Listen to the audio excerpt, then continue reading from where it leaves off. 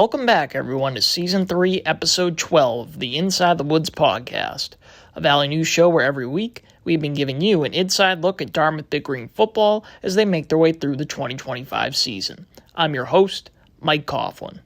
The final score today is going to be 35-28. Brown coming out on top of Dartmouth as the clock hits triple zeros. And you hear the cheers coming up from the Brown fans down in the stands in front of us. That was the Dartmouth radio broadcast's final call of the regular season after the Brown Bears pulled off an upset, defeating the Big Green 35-28 in Providence, Rhode Island over the weekend in what was its first win over Dartmouth since 2016. Turnovers were backbreaking for the Big Green as a pick six was thrown by junior quarterback Grayson Saunier with about 5 minutes remaining to give the Bears a 35-28 lead. That interception was then followed by another on Dartmouth's ensuing possession and a Brown first down to help continue running out the clock, shut the door on the Big Green season. With the loss, the Big Green finished the season 7-3 overall and 4-3 in the Ivy League, and were eliminated from any FCS playoff discussions. Despite the loss, Dartmouth had some solid performances on Saturday, especially from some young guns. Freshman running back Miles Craddock, who had a homecoming of sorts, being from Cranston, Rhode Island, led the Big Green in rushing with 46 yards and scored a touchdown. Defensively, sophomore cornerback Nike Ratcliffe stood out for the second week in a row and took the ball away from the opponent, this time on an interception. With the season closed, we have head coach Sammy McCorkle on the show to discuss this past weekend's game and put a bow on Dartmouth's 2025 Gridiron campaign. But before that, we hit the ice to talk with men's hockey coach Reid Cashman to discuss his team's stellar start to the season. Now, with introductions out of the way, let's get to the rest of the show. Here with me now is Dartmouth men's hockey coach Reid Cashman. Reid has been with the Big Green since 2020, led his squad to Dartmouth's first sole Ivy League title since the 1979-1980 season last year, and now his team is off to a 6-0 start and ranked number 13 in the country. Hey, Reid, thanks for coming on the show. Thanks for having me. So I mentioned it already, but your squad is unbeaten through the first stretch of the season. It is ranked in the top 15 nationally. What do you credit for such a strong start? Yeah, I mean, I think our guys had a good offseason, definitely. They came back in great shape. Our freshmen, we have multiple first-year guys that are playing big roles, and they've really adapted to Dartmouth, both school and academically, and certainly our program. They've adapted quickly, and then I think from a hockey standpoint, I think we compete really hard, and then special teams has been excellent through the first 6 games. Right, and outside of your opener against Stonehill where you gave up 2 goals, your team has held opponents to 1 in each of the last 5 games. What has been working defensively and in net to limit other teams on the scoreboard? Yeah, I mean, I think we just work really hard so that we're always covering up for each other, supporting each other. Hockey's fast, and we certainly make mistakes, and the other team's able to make plays. I think we skate well. We have good sticks, and I just think we compete at a high level, and therefore we haven't given up a lot of odd man rushes. We haven't taken a ton of penalties, and then ultimately when there are breakdowns, we have 2 goalies that we feel really comfortable with who have played great hockey early on here. Right, and it's not just the defense, the offense has been rolling as well. Your team has a couple of 6-goal games, a 5-goal game. Could you talk a little bit about what's working for your squad when they have the puck? Yeah, there's, Hayden Stavroff's obviously gotten off to a great start. We've had a lot of contributors kind of throughout our lineup. Honestly, I think our team offense comes from having a really good D-core. We break the pucks out really well. And we spend a lot of time in our opponent's offensive zone, and when you do that, we'll be able to wear down some teams and create some chances. So I think it's a little bit of everything, to be honest with you. But I honestly think it starts with our how we break pucks out. We're able to get to the offensive zone with a lot of energy and kind of wear down our opponents. And finally, Coach, what are some things you'd like to improve on? And, what do you think the biggest key for your team will be to continue this strong start? Yeah, I mean, it's so we're 6 games into a 30-game schedule, and I just think our mindset of continue continual growth is our biggest challenge in that.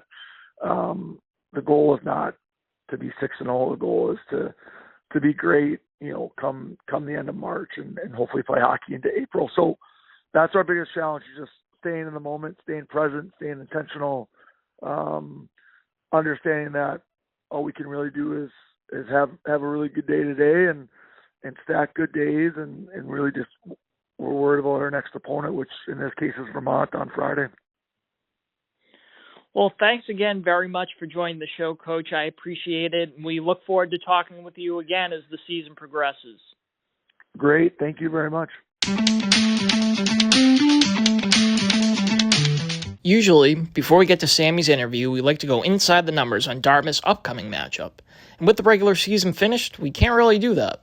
So instead, we'll take a quick look back at the season that was in 2025. Dartmouth finished 56th in the nation in scoring offense, averaging about 26 points per game, while its scoring defense rank was 22nd, allowing about 21 points per game on average. Early on, the Big Green were the Cardiac Kids, picking up dramatic wins with a defensive stop against the University of New Hampshire in Week 1, and what was essentially a walk-off touchdown reception from sophomore wide receiver Kedrick Fisher in Week 2 against Central Connecticut. And who can forget the heroics from junior kicker Owen Zalk in Week 4 against Yale when he booted in a 51-yard field goal for the win. Dartmouth also exerted its will over teams, like in Week 6's nationally televised 49-3 evisceration of Columbia. Unfortunately for the Big Green, 3 losses, all against conference foes in Penn, Harvard, and Brown, derailed its hopes of an Ivy League title and FCS playoffs berth. Now, with the 2025 season in the rear view, let's hear from Sammy. Now joining me on the show is Big Green football coach Sammy McCorkle. Sammy and his squad closed out the regular season over the weekend with a loss to Brown to finish 7-3 overall and 4-3 in the Ivy League. Hey, Sammy, thanks for coming on the show. Hey, Mike, great to be on. Obviously, a tough way to end the season against Brown. The game was tight all the way through, but turnovers proved to be the difference. What were your biggest takeaways from the game? Yeah, that's exactly right. The turnovers, it's hard to overcome 4 turnovers. We just didn't put ourselves in a situation. It was a neck and neck game throughout the entire game, and but we just made some critical mistakes at critical time, and it just put us in a tough situation, and we just weren't able to capitalize when we needed to finish the way we wanted to. Right, and after the game, you had made a comment about being disappointed about how the game ended and, disappointed for your seniors. Could you tell our audience about what this senior class has meant to your program? Yeah, I can't say enough. I don't think the show's long enough for me to be able to do that, but they brought so much to this program. It's a group that's, from their first year on campus, going through a very difficult time as a program with the loss of Coach Stevens. And, then their first year at 3-7, but just the resiliency they've shown and just the way they have grown as a group, the maturity and sticking together through the tough times and giving us a lot of great times and just being great mentors to our younger players and developing and becoming great leaders. But I can't say enough about them. And there's a reason. Those guys are the main reason why we've had the success we've had. And it's unfortunate that it ended the way that it did for them. But like I told them in the locker room, one game does not define this football team, and one game does not define you as a player and as a person. And there's a lot of great memories and great moments we've had together, a lot more than the non-great ones. And but they're a great group of guys, and we're going to miss them. And they did a great job of teaching our young guys, and they set the standard for our football program. They set the bar high for us going forward. Right, and now we'd just like to get some of your thoughts on, all 3 phases of the game. Just first, when you reflect on this season, what are some of the things you were happy with offensively from the team this season? And, what would you like to see, be improved upon going into next season? Well, I think it starts with our quarterback, Grayson. I thought he did a really good job as the year went on, just becoming a leader for that offense, and just he became a really, really good football player, one of the top quarterbacks in the league, which has a lot of good quarterbacks in it. And but I tell you, just with our offensive line, and that was our veteran group, and they did a great job of providing us opportunity to become more explosive offensively. And I thought a number of wide receivers, especially our young ones, stepped up and made big plays when we needed to, that's going to pay off in the future. And, and DJ Crowther and Des Jackson, those two guys, two seniors for us, just did a phenomenal job of allowing us to establish, the run game, physical runners, explosive runners, and just super excited the way they approached this season, everybody across the board on the offense, and allowed us to be able to run the ball when we needed to and throw the ball when we needed to and become a well-balanced offense throughout the year. Right, and then similarly, what would you say, were your biggest strengths on defense this year, and, where are some areas you think you guys would like to improve? Yeah, I think, the thing I was most impressed with, we lost a lot of good players up front. Our front seven, our defensive line, and our linebackers from last year. You're talking about defensive player of the year in the Ivy League, guys who are at Power 4 programs right now, guys that are all Ivy. Those were a lot of spots that we had to fill, and I really thought our guys did a great job of stepping up with Dakota Quinnes and Joe O and Zion Freer-Brown and Nico Schweikel. Those guys did a great job. And I was really impressed at the way they performed and got better with each week. And, going forward, obviously there's some things that we got to clean up, we did a really good job this year of not giving up the explosive plays, the big pass plays. But we got to tighten that up. We got to clean up the, third down situations and making sure that we force teams to have to really throw in a tight window. And, but I have all the faith in the world that the players that we got coming back and our staff that, we're going to spend the entire off season making sure we buckle things up and be prepared to come back next year and have those things fixed. Right. Then on special teams, how would you assess how that unit played this season? I think it was a rough start to start with. I think, Owens Hawk, I know he didn't have the season that he wanted to have. And, he battled a little bit of an injury early in the season. And, but I think, as the season went on, we got better with each week. And I think that the biggest thing there was it gave us an opportunity to play a lot of younger players. And our biggest thing there was this, personnel based. And, but I did think that we improved in that part of the game. But that's something we got to get much better at. And it's something we got to make sure we clean up and continue to improve as we move forward. Right. And then finally, Coach, could you give an insight to our audience a little bit on your off-season plans and how you approach the end of a season? For example, do you step away from the game at all for a period? Do you get right into, next season? If you could kind of give our audience an idea of how you approach the off-season, that would be great. Yeah, there's no really off time. As soon as we came in on Sunday and we watched the film as a staff and then had a team meeting. We're on the quarter system, so a lot of our players are finishing up their finals and taking off.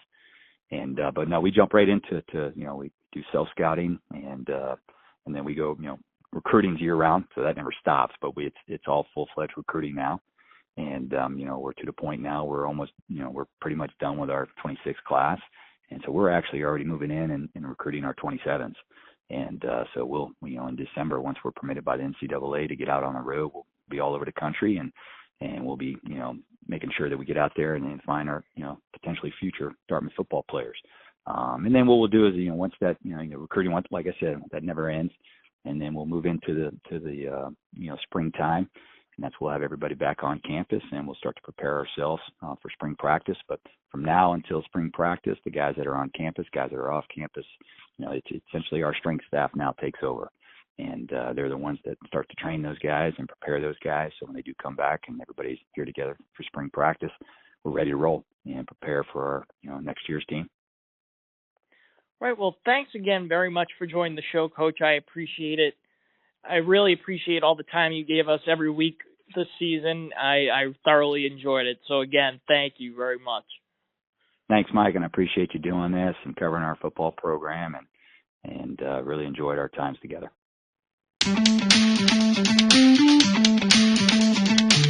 And that was Season 3, Episode 12 of the Inside the Woods podcast. Thanks for listening.